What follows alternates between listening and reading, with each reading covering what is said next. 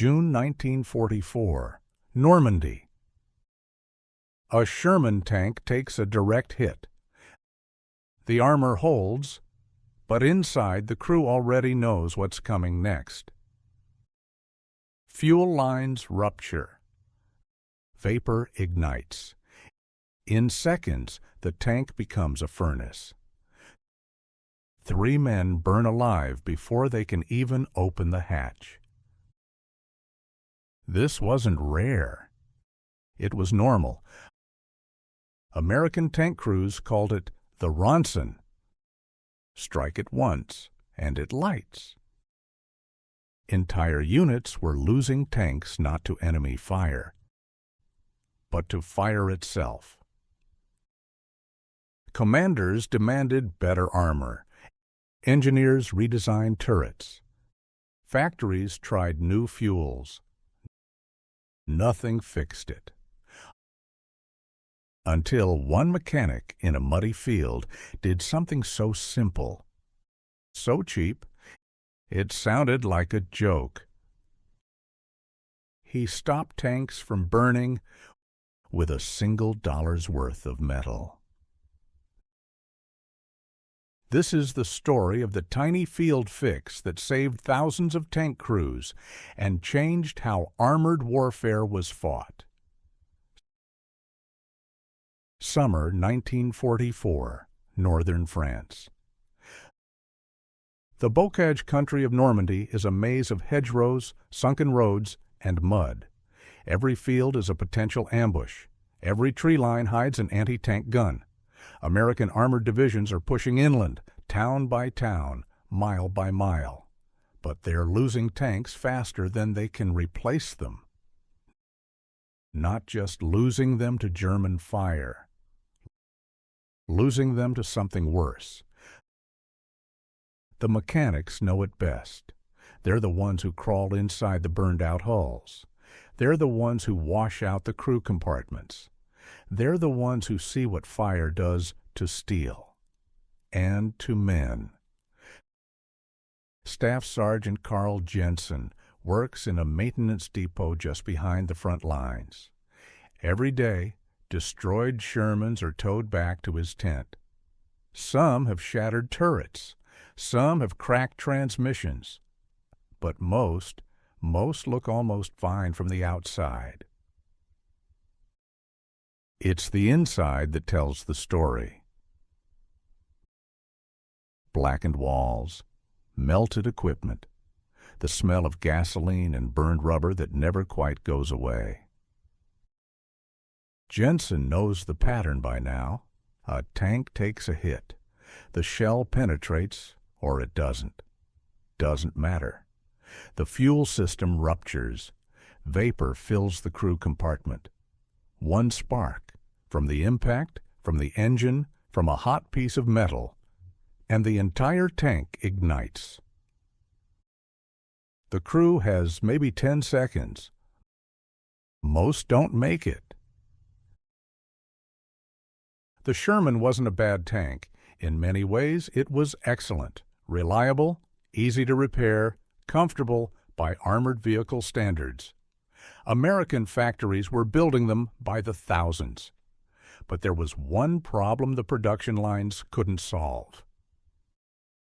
It burned. Not always, not every time, but often enough that crews started to dread it. The issue wasn't the armor. Sherman armor could stop most small-caliber rounds. It wasn't the ammunition, at least not entirely. The real killer was the fuel system. Shermans ran on gasoline, high-octane aviation fuel in many cases, volatile, dangerous. The fuel tank sat low in the hull, which was good, but the fuel lines ran up and across the crew compartment to reach the engine. Rubber hoses, metal fittings, joints that could crack under stress. When a Sherman took a hit, even a glancing one, the shock could rupture those lines. Fuel sprayed into the compartment. It vaporized instantly in the heat. The crew compartment became a pressurized bomb, waiting for ignition. And ignition always came. A hot shell fragment, a spark from damaged electronics, the friction of metal grinding against metal. It didn't take much. One crewman described it like this. First, you hear the impact, a sharp crack, like a hammer on an anvil. Then a hiss. That's the fuel line breaking. You smell gasoline. And then heat, not gradual heat. Instant, searing heat. The air itself catches fire. You have seconds to get out.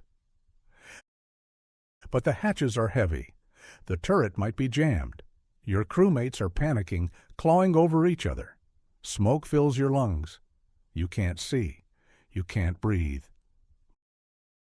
Most men never made it to the hatch. By the summer of 1944, everyone knew about the problem. Crews knew. Officers knew. Generals knew. The question was, what could be done? The Army tried everything. Engineers proposed thicker armor, but thicker armor meant heavier tanks, and the Sherman was already pushing the limits of what bridges and transport ships could handle. Besides, armor didn't stop fuel from igniting. It just made the crew's tomb more expensive. Ordnance departments experimented with wet storage for ammunition, surrounding shells with water-filled jackets to prevent cook-offs. That helped a little. But it didn't address the fuel lines. Some units tried switching to diesel fuel, which was less volatile. But diesel Shermans were rare, and the logistics of fuel supply made widespread adoption nearly impossible. Factories redesigned fuel tank placement. They reinforced fittings. They tested new materials for hoses. All of this took time, months, sometimes years. New designs had to be tested, approved, sent into production, shipped overseas, distributed to units. Meanwhile, men were still dying. The gap between the factory and the front line was enormous. A tank designed in Detroit in 1943 might not reach Normandy until mid-1944.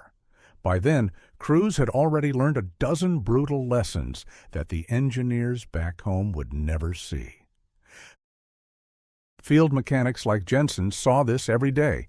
They could tell you exactly what failed, exactly when, exactly why. But no one was asking them. Not yet.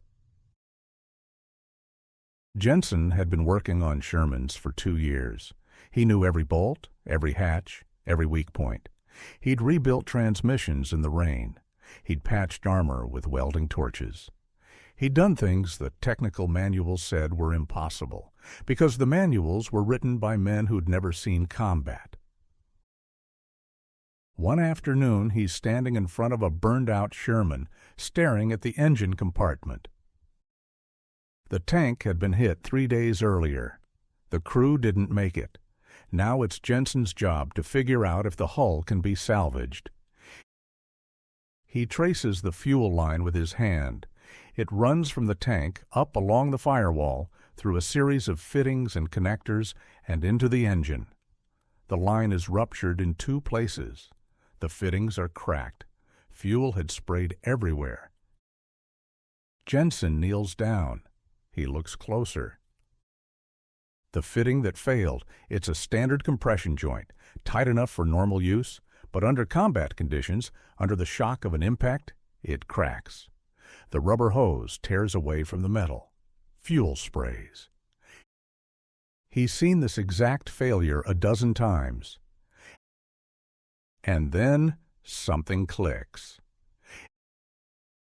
It's not the fuel tank that's the problem. It's not even the hose. It's the fitting, the single point where everything comes together, the weak link. What if you reinforced it? What if you clamped it? What if you rerouted the line so it didn't run through the crew compartment at all? Jensen stands up. He walks back to his tool tent. He rummages through a bin of spare parts, clamps, fittings, brackets.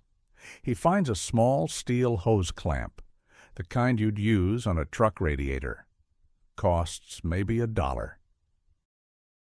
He goes back to the Sherman. He takes a section of intact fuel line and installs the clamp over the compression fitting, tightens it down hard. Then he adds a second clamp just to be sure. He tests the connection, pulls on it, twists it. It holds. It's not elegant, it's not official, but it's simple, and it might work. Jensen starts installing the clamps on every Sherman that comes through his depot. He doesn't ask for permission, he just does it. Other mechanics notice. Some of them think he's wasting time. But a few, the ones who have crawled inside the burned tanks, the ones who have seen what happens, they start doing it too. Word spread quietly. In motor pools, in maintenance tents, in the conversations mechanics have over cigarettes and cold coffee. You hear what Jensen's doing? The clamp thing? Yeah, saw one come back yesterday. Took a hit. Fuel line held. No fire? No fire. It's hard to prove at first. Tanks still burn. The war doesn't stop. But slowly a pattern emerges. Shermans with the reinforced fittings are surviving hits that would have killed earlier crews. Not every time, but more often. Enough to matter. August 1944. A field outside Mortain. A Sherman from the 3rd Armored Division is moving through an apple orchard when a German POC-40 opens fire. The round hits the lower hull. The impact is tremendous. The tank shudders. Metal screams. Inside, the driver braces. The gunner grabs for support. The commander waits for the heat, for the hiss of fuel, for the moment when they'll have to bail out or die. But it doesn't come. The fuel line holds. There's smoke, there's noise, the engine's damaged, but there's no fire. The crew evacuates, shaken but alive. They stand outside the tank, breathing hard, staring at the hole in the armor. They should be dead. They know it. Everyone knows it. But they're not. Later, the tank is towed back to the depot. Jensen inspects it. The clamp is still in place, bent but intact. The fuel line is crimped, but it didn't rupture. No spray, no vapor, no ignition. The fix worked. So why did it work? The answer is almost frustratingly simple. When a Sherman took a hit, the shock wave traveled through the entire vehicle. Metal flexed, joints shifted. Standard compression fittings weren't designed for that kind of stress. They cracked, they separated, fuel escaped. But a reinforced clamp, 2 or 3 layers of steel, tightened down hard, absorbed that stress. It held the hose and the fitting together even when the tank was hit. The fuel line might bend, it might dent, but it didn't rupture. No rupture meant no fuel spray. No spray meant no vapor. No vapor meant no fire. It didn't make the Sherman invincible. A direct hit to the fuel tank itself could still cause an explosion. A penetrating round could still kill the crew outright. But it eliminated the most common cause of fires, the catastrophic fuel line failure that had killed so many men. And it changed everything. Crews who knew their tanks had the fix fought differently. They were more aggressive, more willing to close with the enemy, because they knew that if they took a hit, they had a chance. Not a guarantee, but a chance. That confidence mattered. By late 1944, the modification had spread across entire armored divisions, not through official orders, not through technical bulletins, but through the informal network of mechanics and armorers who kept the tanks running. A mechanic in one unit would install the clamps. A crew would survive a hit, Word would reach another unit. Their mechanics would start doing the same thing. Eventually, someone at headquarters noticed. An ordnance officer reviewing after-action reports saw the pattern. Fewer catastrophic fires, higher crew survival rates. He started asking questions. Mechanics explained the modification. The officer was skeptical at first. How could something so simple make such a difference? But the data didn't lie. The Army began issuing the clamps officially. Supply depots started stocking them. Technical orders were written. The field fix became standard procedure. But by then, thousands of tanks already had it, installed by mechanics who didn't wait for permission, who saw a problem and fixed it, who saved lives with $1's worth of metal and the willingness to try something new. It's impossible to say exactly how many men survived because of this modification. The records don't track it that way, but we can make educated guesses. In the months after the fix spread, Sherman fire rates dropped significantly. Not to zero, nothing could eliminate the risk entirely, but enough to matter. Enough that crews who would have burned to death in June had a fighting chance in September. Thousands of tanks, tens of thousands of crewmen. How many of them owed their lives to a mechanic in a muddy field tightening a clamp on a fuel line? We'll never know the exact number, but it was a lot. There's a lesson in this, one that goes beyond tanks and fuel lines and the battlefields of Normandy. Wars are not won by grand strategies alone.